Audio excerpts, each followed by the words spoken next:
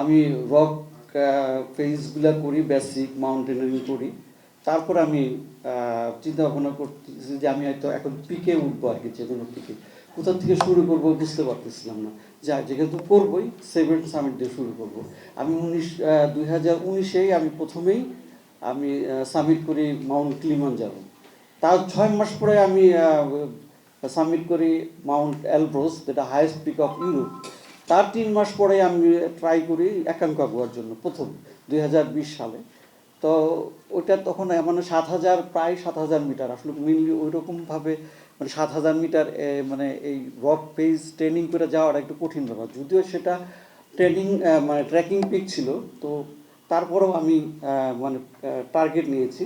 এই বছরের 2025-এর জুন মাসে আমি 7 সামিটের প্রথম যে সামিটটা মাউন্ট কিলিমানজারো, এটা দিয়ে আমি শুরু করি এবং খুব সফলভাবে আমি এটা শেষ করে আসি। এবং আমি দ্বিতীয় যে সামিটটা, এটা আমি পরিকল্পনা করি মাউন্ট অ্যাকানকাগুয়া দিয়ে। তো মুজিব ভাই যেহেতু অলরেডি এখানে এক্সপিরিয়েন্স, অলরেডি 2বার ট্রাই করেছেন, তো ভাইয়ের সাথে আমি সম্পৃক্ততা হই এবং তার থেকে প্রতিনিয়তই তার থেকে অনেক পরামর্শ নিই যে কীভাবে আগালে কীভাবে আগাতে হবে।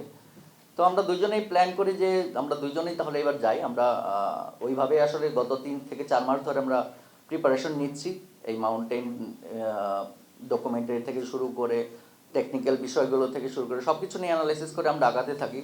তো আজকে হচ্ছে সেই দিনটা যেখানে আসলে আপনাদের সবার সহযোগিতা এবং দোয়া কাম্য, যে আমরা যেন খুব ভালোভাবে এবং সুস্থভাবে সামিটটা করে এবং দেশে ফেরত আসতে পারে এবং দেশের যে ফ্ল্যাগ, মানে দেশের যে মানচিত্রটা, এটা আরেকটা পাহাড়ে গিয়ে উড়াতে পারি। এটাই হচ্ছে সব থেকে বড় সার্থকতা।